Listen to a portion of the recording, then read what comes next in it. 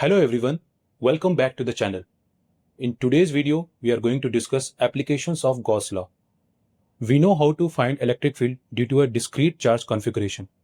But if we are given some surfaces which have continuous charge distribution, then how we are going to find electric field? We find electric field because of this continuous charge distribution using Gauss law. Okay. This video is specifically made for CBSE class 12th students.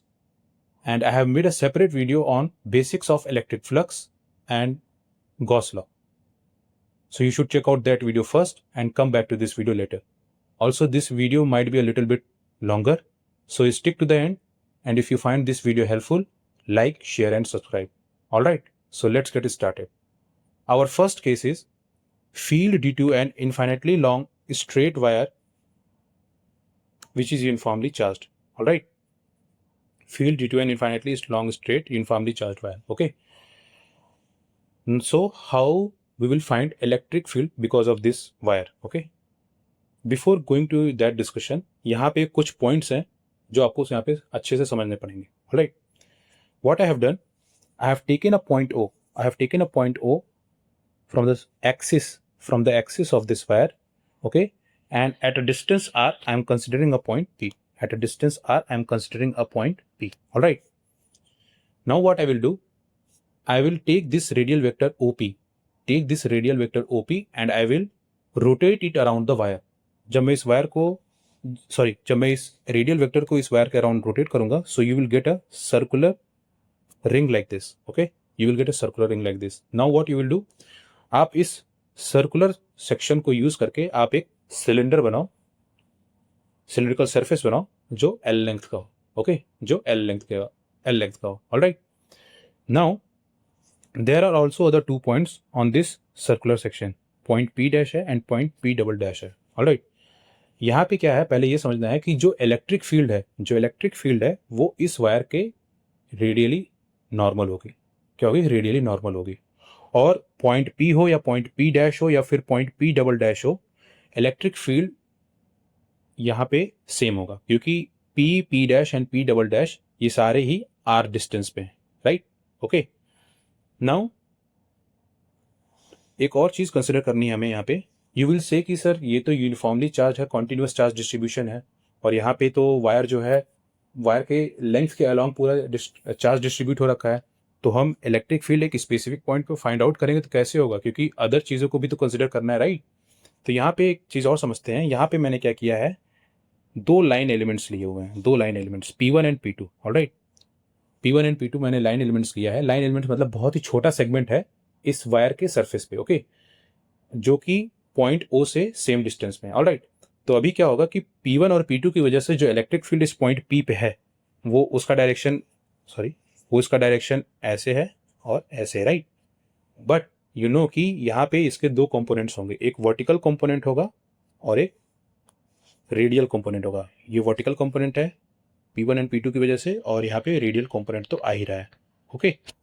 So since P1 and P2 these two are at same distance from point O, तो यहाँ पे जो vertical component है इन points P1 and P2 की वजह से ये vertical component आपस में कैंसिल आउट कर देंगे. सेम इलेक्ट्रिक फील्ड की वैल्यू आएगी वर्टिकल कंपोनेंट. ऑलराइट. सो यहाँ पे बचा क्या, सिर्फ रेडियल कंपोनेंट. तो इस वायर के अराउंड में जो हमारा इलेक्ट्रिक फील्ड है वो सिर्फ क्या है, रेडियल है. ओके. आप यहाँ पे कहोगे कि सर P1 एंड P2 तो सिर्फ आपने इक्वल डिस्टेंस पे लिया है. मान लो ऐसे कई सारे पॉइंट्स हैं जो अनइक्वल डिस्टेंसेस पे हैं. तो even if you consider another points like P3 and P4, मान लो यहाँ पे, so P3 and P4 they are not at the same distance from point O. लेकिन P3 और P4 की तरह ही ऐसे बहुत सारे पेयर्स होंगे जो हम इस वायर पे कंसिडर कर सकते हैं. एट द एंड क्या है, एट द एंड जो आपका इलेक्ट्रिक फील्ड है वो सिर्फ रेडियली आउटवर्ड जा रहा है. अगर यहाँ पे जो लीनियर चार्ज डेंसिटी है इस वायर की, दैट इज लेमडा, अगर लेमडा पॉजिटिव है तो यहाँ पे जो आपका इलेक्ट्रिक फील्ड है वो रेडियली आउटवर्ड है, और अगर आपका लेमडा नेगेटिव है तो यहाँ पे जो इलेक्ट्रिक फील्ड होगी वो रेडियली इनवर्ड होगी. तो आप अगर ऐसे इनफाइनाइट लाइन सेगमेंट्स ले सकते हो और आप ये एंड में ये कंक्लूड करोगे कि जो आपका इलेक्ट्रिक फील्ड है वो रेडियली आउटवर्ड है. Alright. So now that we have established that electric field is radially outward, we will go ahead. Okay. यहाँ पे वायर क्या है, इनफाइनाइटली लॉन्ग है. वायर क्या है, इनफाइनाइटली लॉन्ग है. फर्स्ट अभी क्या है कि इन्फाइनाइटली लॉन्ग के लिए जो कैलकुलेशन होगा वो बहुत कॉम्प्लिकेटेड हो जाएगा।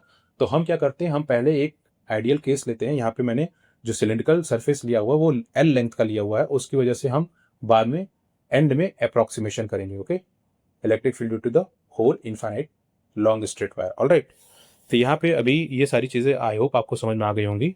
And you can see there are 2 circular faces of this cylindrical surface, और यहाँ पे एक ये कर्व्ड सरफेस है, राइट, कर्व्ड सरफेस। ओके, तो यहाँ पे इतनी सारी चीज़ें हो गई।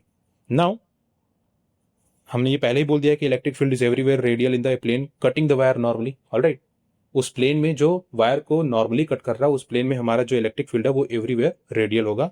And you also know that flux through the two ends of the cylindrical Gaussian surface is zero.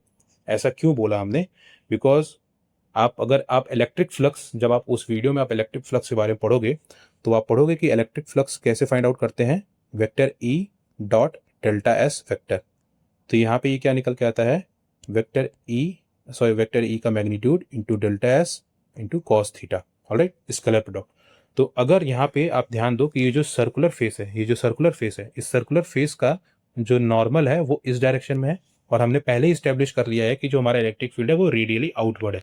तो एंगल कितना बन रहा है, 90 डिग्री। तो यहाँ पे ये जीरो हो जाएगा। ओके, तो यहाँ पे जीरो हो जाएगा। और ये जो कर्व्ड सरफेस है, कर्व्ड सरफेस के आप कोई भी पोर्शन लोगे, कर्व्ड सरफेस का कोई भी पोर्शन लोगे, तो इस कर्व्ड सरफेस के इस पोर्शन के लिए जो इस कर्व्ड सरफेस का जो नॉर्मल होगा, इस जो स्मॉल सरफेस का, अगर ये स्मॉल सरफेस डेल्टा एस है तो इस डेल्टा एस स्मॉल सरफेस के लिए जो इसका नॉर्मल होगा वो आइदर आउटवर्ड होगा या तो इनवर्ड होगा।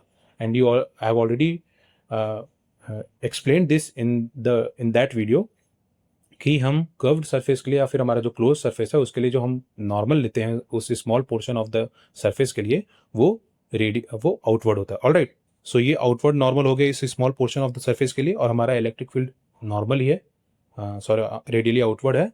तो यहाँ पे जो इलेक्ट्रिक फील्ड होगी वो सिर्फ इस कर्व्ड सरफेस की वजह से ही कंसिडर करेंगे।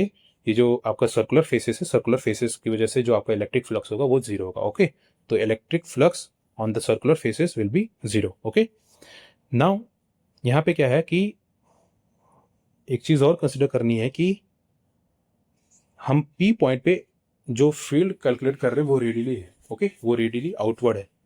और यहाँ पे मैंने ये भी बता दिया है कि P1 P2 जैसे लाइन एलिमेंट्स के लिए आप ऐसे इनफाइनाइट लाइन एलिमेंट्स आप लेके कंसिडर करोगे तब भी आपका जो P पॉइंट पे जो आप इलेक्ट्रिक फील्ड कंसिडर करोगे वो रेडियली आउटवर्ड ही रहेगा। ओके, और ये सारा डिस्कशन हम किसके लिए कर रहे हैं, स्मॉल लेंथ एल पोर्शन के लिए कर रहे हैं, जो कि ओके वायर की लेंथ तो इनफाइनाइट है बट उसकी अकॉर्डिंगली जो हमारा एल लेंथ है वो बहुत ही छोटा है। ऑलराइट, अब यहाँ पे you know that surface area of the curved part is 2 pi R L. Okay, surface area of the curved part is 2 pi R L, simple mathematics. तो हम इलेक्ट्रिक फ्लक्स हमारा क्या हो जाएगा, E into 2 pi R L, E into 2 pi R L. Now you know that by Gauss law क्या कहता है, Gauss law says that electric flux through a closed surface S is equals Q enclosed divided by epsilon naught। यहाँ पे Q क्या है, Q is that charge जो इस पूरे गॉसियन सरफेस की वजह से इंक्लोज्ड है। ओके, इस पूरे गॉसियन सरफेस की वजह से इंक्लोज्ड है। ऑलराइट, सो यहाँ पे हमने ये फॉर्मूला एस्टेब्लिश कर लिया and then now we will find the total charge enclosed by the Gaussian surface. तो यहाँ पे गॉसियन सरफेस हमारा क्या है, ये सिलिंड्रिकल पोर्शन है। इस सिलिंड्रिकल पोर्शन का लेंथ कितना है, एल है। तो इस लेंथ एल के लिए वायर पे जो चार्ज है वो कितना हो जाएगा, lambda into L. Because lambda हमारा क्या होता है, lambda is linear charge density. Lambda is क्या है, linear charge density. Linear charge density क्या होती है, total charge per unit length, total charge per unit length. तो हमारे यहाँ पे टोटल लेंथ क्या कंसिडर कर रहे हैं, एल कंसिडर कर रहे हैं। तो हमारा टोटल चार्ज कितना हो जाएगा, lambda into L. So by this formula what we will say that E into 2 pi RL equals lambda L divided by epsilon naught, or electric field is equal to lambda upon 2 pi epsilon naught R। Okay, अगर इसको हम vector form में represent करेंगे तो vector form में आप क्या लिखोगे, vector E equals lambda upon 2 pi epsilon naught R into n cap. Okay, यहाँ पे एन कैप क्या है, ये आपका रेडियल यूनिट वेक्टर है। क्या है, radial unit vector. Unit vector की मैग्नीट्यूड क्या होता है, 1 होता है। Alright, now you also know that कि हम किसी भी वेक्टर ए को कैसे रिप्रेजेंट करते हैं, इसके मैग्नीट्यूड इंटू वेक्टर ए का यूनिट वेक्टर। ऑलराइट, तो वेक्टर ए का डायरेक्शन कैसे होगा, वो वेक्टर ए के मैग्नीट्यूड पे भी डिपेंड करेगा। अगर वेक्टर ए का मैग्नीट्यूड आपका पॉजिटिव है तो वेक्टर ए का डायरेक्शन उसके यूनिट वेक्टर के डायरेक्शन में ही होगा, उसके यूनिट वेक्टर के डायरेक्शन में ही होगा। और अगर मैग्नीट्यूड ए आपका नेगेटिव है तो वेक्टर ए का direction opposite of unit vector होगा, ऑपोजिट ऑफ यूनिट वेक्टर होगा। ऑलराइट, नाउ यहाँ पे जो मुझे पॉइंट आपको स्पेसिफिकली मेंशन करना था वो ये है कि vector E is due to charge on entire wire. See यहाँ पे हमारा जो वायर है, जो स्ट्रेट वायर है, जो यूनिफॉर्मली चार्ज है, वो इनफाइनाइट है। ओके, तो जो हम यहाँ वेक्टर ई कैलकुलेट कर रहे हैं वो उस पूरे वायर की वजह से ही है, उस पॉइंट पी पे। बट यहाँ पे जो हमने चार्ज इंक्लोज लिया हुआ है, वो चार्ज इंक्लोज लिया हुआ वो हमने गॉसियन सरफेस लेंथ एल वाले से लिया हुआ है। ओके, तो हमारा जो चार्ज इंक्लोज है वो केवल हमारा कौन सा गॉसियन सरफेस है, सिलेंड्रिकल सरफेस, सिलेंड्रिकल सरफेस जिसकी लेंथ एल है। तो यहाँ पे कंफ्यूज नहीं होना है कि सर आप क्या बोल रहे हो कि आपने तो केवल एल लेंथ का सिलेंड्रिकल गॉसियन सरफेस कंसिडर किया, बट आप तो इलेक्ट्रिक फील्ड तो पूरे वायर की वजह से ही कैलकुलेट कर लो पॉइंट पी पे। But this is how we approximate the things. Okay, पूरे इन्फिनाइट की वजह से कैलकुलेट करना कॉम्प्लिकेटेड हो जाएगा। So here the usage of Gauss law is very important. Okay, और अब यहाँ पे ये भी ध्यान देना है कि जैसे अगर आप बोलोगे कि sir infinitely long straight wire क्या कैसा है, मतलब क्या है, तो आप एक एग्जांपल जैसे कंसिडर करो कि मान लो हमारे पास एक वायर है जो यूनिफॉर्मली चार्ज है और उसकी लेंथ मान लो 20 मीटर है। ओके, 20 मीटर है। अभी क्या बोल रहे हैं, इसकी वजह से कुछ इलेक्ट्रिक फील्ड आ रही है। ओके, वो टोटली डिफरेंट टॉपिक है फिजिक्स का। ये 20 मीटर वायर के लेंथ की वजह से आपको इस वायर के एक्सिस से कहीं 2 सेंटीमीटर या 5 सेंटीमीटर, आपको सेंटीमीटर्स में 2 सेंटीमीटर पे अगर इलेक्ट्रिक फील्ड कैलकुलेट करने के लिए बोल दें तो आप 2 सेंटीमीटर और 20 मीटर को कंपेयर करो। 2 centimetre is very very very small. Okay, तो 2 सेंटीमीटर के हिसाब से ये जो वायर है वो बहुत ही लॉन्ग है। ऑलराइट, तो यहाँ इसी केस को हम क्या कैसे कंसिडर करेंगे, uniformly charge infinite long straight wire. Alright, so ऐसे चीजें हम फिजिक्स में पढ़ते हैं। ऑलराइट, तो इसी वजह से गॉस लॉ को हमने यहाँ पे यूज किया, हमने गॉसियन सरफेस एल लेंथ का लिया और उसकी वजह से हमने अप्रोक्सीमेशन किया। तो हम तो इलेक्ट्रिक फील्ड पॉइंट पी पे पूरे होल वायर के लेंथ को ही कंसीडर करके इलेक्ट्रिक फील्ड कैलकुलेट कर रहे हैं, लेकिन जो हमारा गॉसियन सरफेस है वो एल लेंथ है। ऑलराइट, अगर वायर हमारा बहुत ही छोटा है, अगर वायर इन्फिनिटली लॉन्ग नहीं है, तो इलेक्ट्रिक फील्ड क्या है, इलेक्ट्रिक फील्ड रेडियली आउटवर्ड केवल मिडिल पोर्शंस में ही होगा। अगर हमारा जो वायर है वो बहुत ही छोटा है, if our wire is not that very long. Okay, तो ये जो इस वायर का जो मिडल पोर्शन है, मान लो इतना मिडल पोर्शन के लिए ही जो आपका इलेक्ट्रिक फील्ड होगा वो इस पॉइंट पे रेडियली आउटवर्ड होगा। Okay, this will become very complicated. Okay, ये थोड़ा एडवांस्ड फिजिक्स हो जाएगी, we will not go into that. तो अभी इस पॉइंट तक हम ऐसे ही चीज़ों को पढ़ेंगे। ऑलराइट, सो आई होप कि आपको ये कॉन्सेप्ट जो इसमें बताया गया है आपको ये समझ में आ गया हो कि हमने गॉसियन सरफेस कैसे लिया, हमने यहाँ पे जो 2 लाइन एलिमेंट्स थे उनकी वजह से इलेक्ट्रिक फील्ड को कैसे यहाँ पे जस्टिफाई किया कि ये रेडियली आउटवर्ड ही रहेगा। ऑलराइट, और कैसे यहाँ पे जो इसके वर्टिकल कंपोनेंट्स हैं लाइन एलिमेंट की वजह से वो कैंसिल आउट कर देंगे आपस में।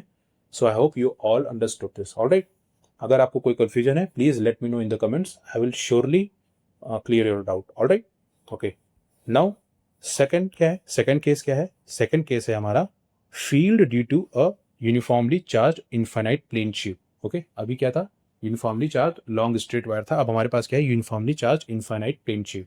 ओके, हम अपने डेली लाइफ में जो सर्फेसेस हम यूजुअली फेस करते हैं उन केसेस को हमने यहाँ पे गॉस लॉ के हिसाब से हमने इलेक्ट्रिक फील्ड फाइंड करने की कोशिश की। तो हमारा सेकंड केस क्या है, field due to a uniformly charge infinite plane sheet. Okay, तो यहाँ पे जो इनफाइनाइट प्लेन शीट की जो लेंथ है वो जेड डायरेक्शन में हमने कंसिडर की है। ऑलराइट, और इसका जो फेस है वो एक्स डायरेक्शन में फेस कर रहा है एंड जो इसका विड्थ है वो वाई एक्सिस में। ऑलराइट, ओके, तो यहाँ पे देखो, यहाँ पे आप गॉसियन सरफेस, मैंने यहाँ पे क्या लिया, मेरा जो गॉसियन सरफेस है वो क्या है, पैरेललोपाइप। ओके, पैरेललोपाइप। बट आप यहाँ पे आप सिलिंड्रिकल सरफेस भी ले सकते हो, सिलिंड्रिकल सरफेस भी आप ले सकते हो यहाँ पे, that I will leave up to you. Okay, आप ये देखो कि क्रॉस यहाँ पे जो ये वाला जो एरिया है, ये जो एरिया है ये वाला, ये क्रॉस सेक्शन एरिया क्या है, ए है, इसको हम किससे डिनोट कर रहे हैं, ए है। तो I will leave this up to you कि आप एक सिलेंड्रिकल सरफेस, एक cylindrical Gaussian surface cross sectional area A का आप कैसे ले सकते हो, that I will leave up to you. Okay, अगर ऐसा हो जाता है तो बहुत अच्छी बात है, you are good to go. आप उसको cylindrical surface, cylindrical Gaussian surface use करके भी आप इलेक्ट्रिक फील्ड कैलकुलेट कर सकते हो। ऑलराइट, तो अभी क्या है कि यहाँ पे देखो, यहाँ पे हमारा जो ये वाला फेस है, दिस फेस और जो इधर साइड फेस है, ऑलराइट, इसकी वजह से जो इलेक्ट्रिक फील्ड है वो इस फेस के नॉर्मल ही है। ऑलराइट, यहाँ पे see this electric field is radially normal to these two faces. और हमारा जो ये वाला सरफेस है और ये वाला सरफेस है, these two surfaces are perpendicular to direction of electric field. Okay, direction of electric field.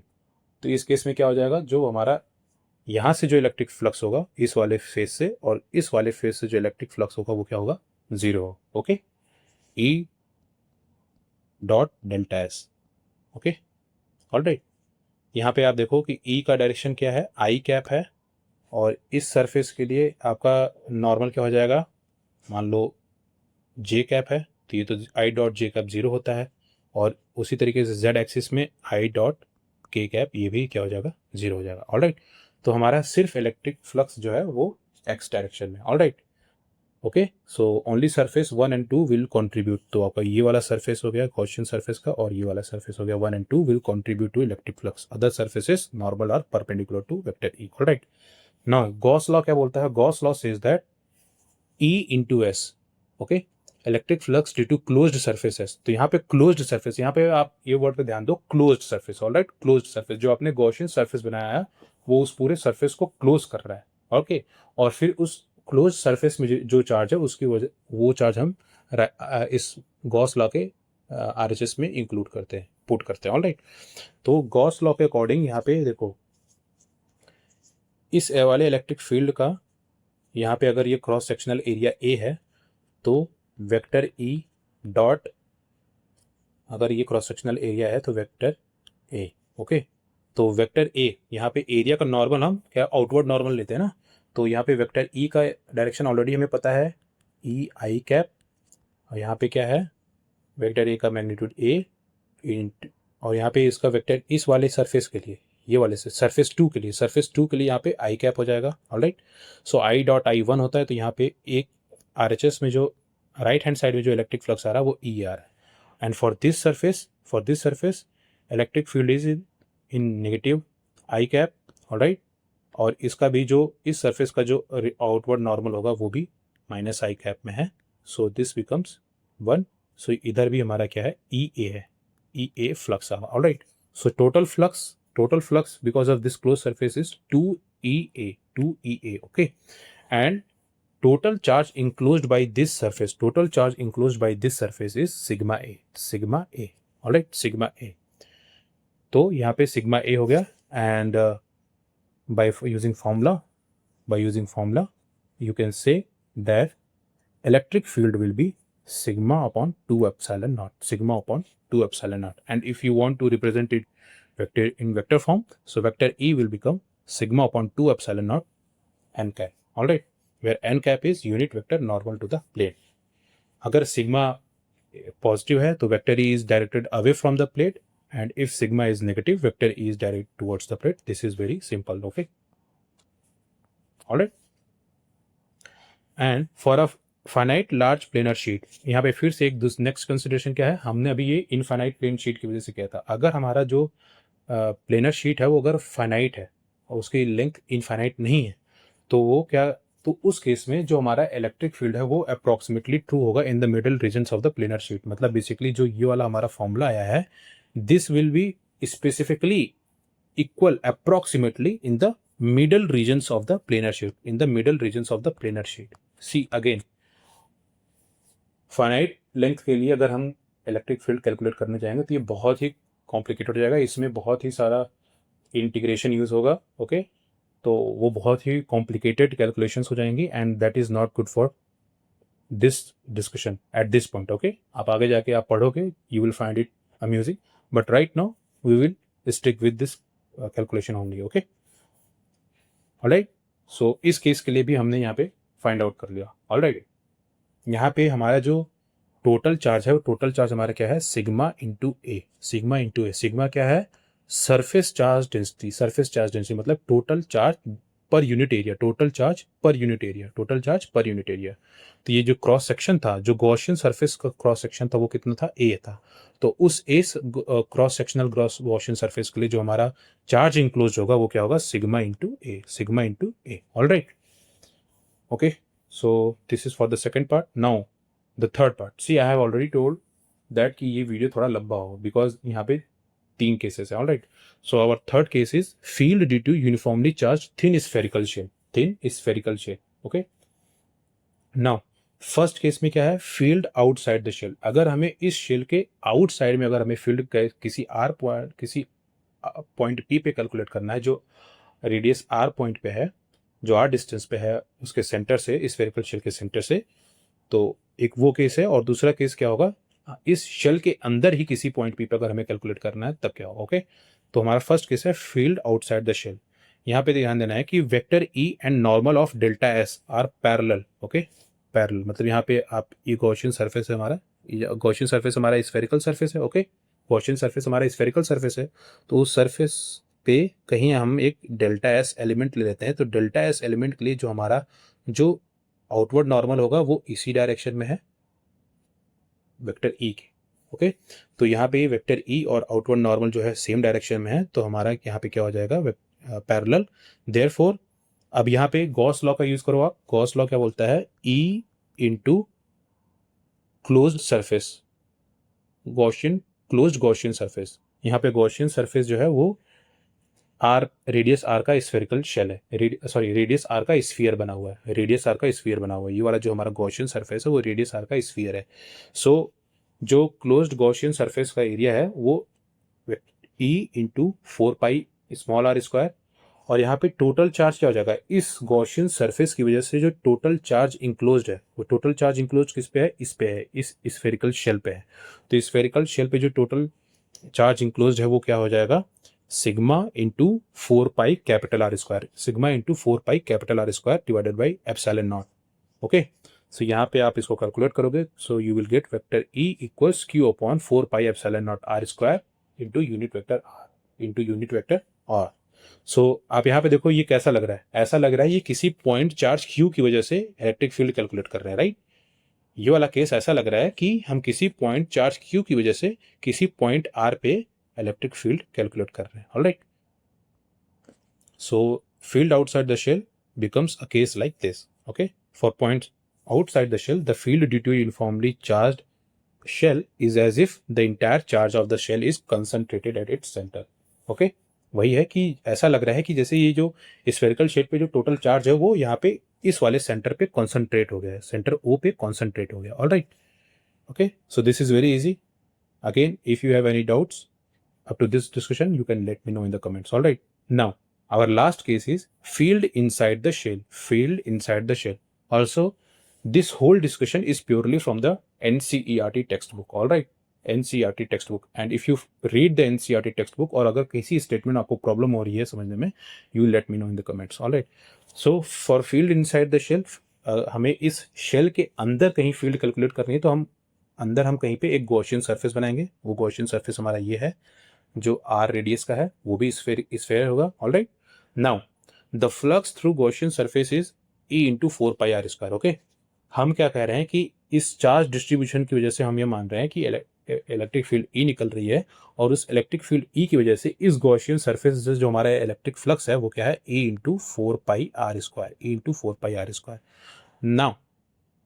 Now इस गॉसियन सरफेस के अंदर कोई चार्ज है क्या, इस गॉसियन सरफेस के अंदर नहीं है। ये गॉसियन सरफेस कोई भी चार्ज इंक्लोज नहीं कर रहा है, जो भी चार्ज है वो इस गॉसियन सरफेस के आउटसाइड में है।